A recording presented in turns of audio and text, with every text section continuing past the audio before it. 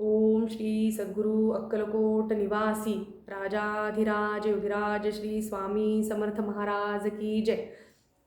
श्री स्वामी समर्थ सगळ्यांना. माझ्या स्वामी समर्थ सेवा मार्ग या यूट्यूब चॅनलमध्ये तुमचं सगळ्यांचं खूप खूप स्वागत. आणि आजच्या व्हिडिओमध्ये आपण पाहणार आहोत स्वामीचरित्र सारामृत पारायण संकल्पयुक्त कसं करायचं, का करायचं आणि आपल्याला त्याचं फळ कसं मिळतं. तर आपण सेवेकरी म्हणून किंवा स्वामीभक्त म्हणून आपण जी काही रोज स्वामींची सेवा करत असतो किंवा नित्यसेवा करत असतो त्याच्यामध्ये आपण 11 माळी श्री स्वामी समर्थ मंत्राचा जप आणि स्वामीचरित्र सारामृत या ग्रंथाचे क्रमशः 3 अध्याय असे रोज वाचन करत असतो. पण आता आपल्याला आजकाल आपल्या आयुष्यामध्ये खूप सारे प्रश्न असतात. म्हणजे प्रत्येकाचे वेगवेगळे असतात. कोणाचं लग्न जमत नाही किंवा कोणाचं लग्न झालं तर संततीचं प्रॉब्लेम येतो किंवा संतती होत नाही किंवा कोणाचा नोकरीचा प्रश्न असतो, कोणाच्या मुलांच्या अभ्यासात प्रगती नसते, घरामध्ये वादविवाद होतात, नवरा बायकोमध्ये कटकटी होतात किंवा घरातील माणसांचं एकमेकांशी पटत नाही, घरात शांतता राहत नाही किंवा लक्ष्मी स्थिर राहत नाही. असे खूप सगळे वेगवेगळे आपल्याला प्रश्न असतात. तर हे प्रश्न मार्गी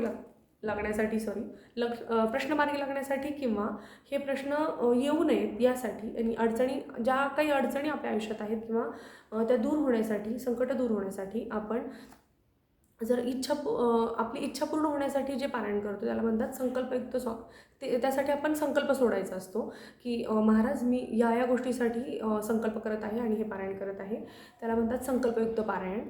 तर आता श्री स्वामीचरित्र सारामृत ह्या ग्रंथाचे आपण 21, 51 किंवा 108 असे पारायण करू शकतो संकल्पयुक्त. तर त्यासाठी ज्यावेळी तुम्ही संकल्पयुक्त सेवा सुरू करता त्या दिवशी तुम्ही सकाळी उठून घराची पूर्णपणे साफसफाई करून अगदी आंघोळ वगैरे करून जेव्हा देवपूजा करता, देवपूजा झाल्यानंतर तुम्ही संकल्प सोडून ते पारायण वाचायला सुरू करू शकता.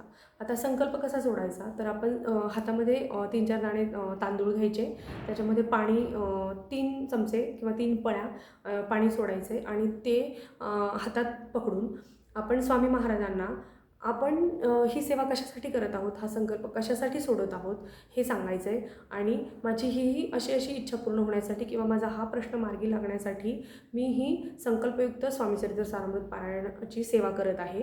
आणि तर मी याचे 21 किंवा 51 किंवा 108 जे काही तुम्ही ठरवलं असेल ते सांगून एवढे पाठ करणार आहे. तर ही माझी इच्छा पूर्ण करा किंवा हा माझा प्रश्न मार्गी लावा असं म्हणून ते पाणी तुम्ही ताटामध्ये टाकून द्यायचे. त्यानंतर जेव्हा तुम्ही आता स्वामीचरित्र सारामृताचं 21 पारायण करणार किंवा 51 करणार किंवा कोणी 108 करणार, तर हा जो ग्रंथ आहे स्वामीचरित्र सारामृतचा तर तो आहे 21 अध्यायांचा. त्याच्यामध्ये 21 अध्याय आहेत. मग ते तुम्ही एका दिवसात एक पाठ करायचा आहे. ज्याला अगदी शक्य नसेल तो 3 दिवसात एक पाठही करू शकतो. म्हणजे पहिले 7 अध्याय आज, पुढचे 7 अध्याय उद्या आणि त्या पुढचे 7 अध्याय परवा, असं 3 दिवसात तुमचं एक पारायण पूर्ण होईल. पण शक्यतो मी तर म्हणेन की एका दिवसात तुम्ही एक पाठ करा. याला 45 मिनिटं वगैरे लागतात वाचायला, पाऊण तास, जास्त वेळ लागत नाही. तर हा एक पाठ तुम्ही रोज करा. म्हणजे एका दिवसात एक पाठ असा तुम्ही 21 करा, 51 करा किंवा 108 करा, ते तुम्ही जसं ठरवलं किंवा तुमच्या इच्छेप्रमाणे ते तुम्ही ठरवू शकता. जर तुम्ही आता 21 पाठ हे पारायण करणार आहात तर समजा तुम्ही रोज एक पाठ करताय तर तुम्हाला 21 दिवस लागणार आहे. जर कोणी 108 करत असेल तर 108 दिवस लागतील.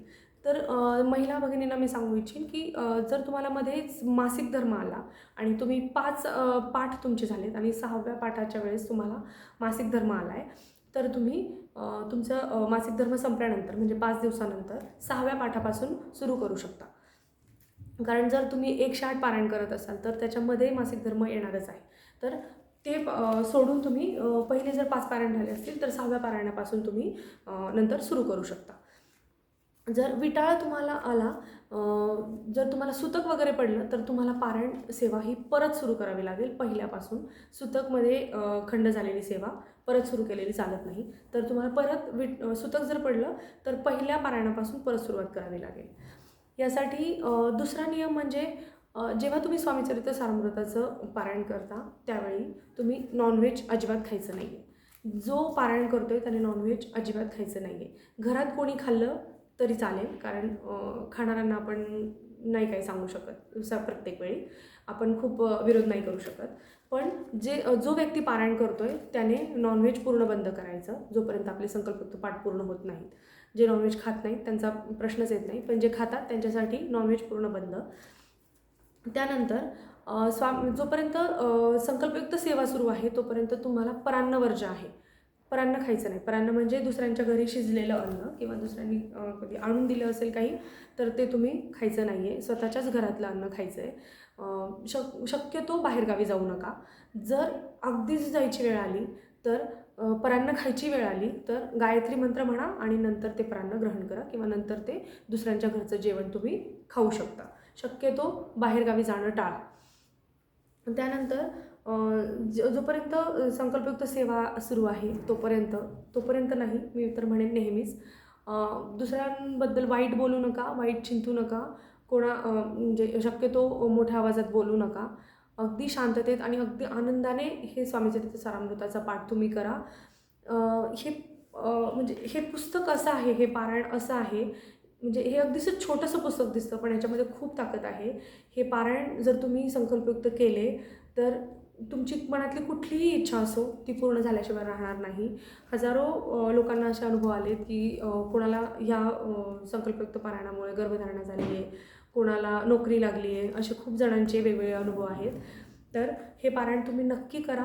आणि या पारायणाबद्दल जर तुम्हाला आणि जेव्हा तुम्ही पारायणयुक्त आपण सेवा करतो, संकल्पयुक्त सेवा करतो, जर रोज आरती घरात घेता की नाही ते नाही माहिती, पण जेव्हा तुम्ही संकल्पयुक्त पारायण करता त्यावेळेस घरात एक वेळी कुठलीही सकाळी किंवा संध्याकाळी जी वेळ तुम्हाला म्हणजे ज्यावेळी तुम्हाला वेळ असेल सकाळी किंवा संध्याकाळी त्यावेळेस एक वेळ स्वामी महाराजांची आरती घरात नक्की करा आणि महाराजांना रोजच्या जेवणाचा नैवेद्य दाखवा. जे भाजी पोळी भाजी भाकरी तुम्ही करताय तो नैवेद्य दाखवा. खडीसाखरेचा दाखवला नैवेद्य तरी चालेल, पण नैवेद्य दाखवून आरती करून मग तुम्ही जेवण करा. आणि ही संकल्पयुक्त पारायणाची सेवा तुम्ही नक्की करा. तुम्हाला तुमच्या मनातल्या इच्छा पूर्ण झाल्याशिवाय राहणार नाहीत आणि तुम्हाला नक्की त्याचं फळ मिळेल. हे खूप लोकांचे अनुभव आहेत. तर हे पारायण स्वामी संकल्पयुक्त पारायण तुम्ही नक्की करा. आणि जर ह्याबद्दल तुम्हाला काही प्रश्न असतील तर तुम्ही मला कमेंट बॉक्समध्ये मला नक्की विचारा.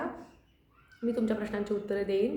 आणि व्हिडिओ आवडला असेल तर चॅनलला सबस्क्राईब करा आणि अशाच नवीन नवीन व्हिडिओसाठी आपण परत नक्की भेटूयात. श्री स्वामी समर्थ.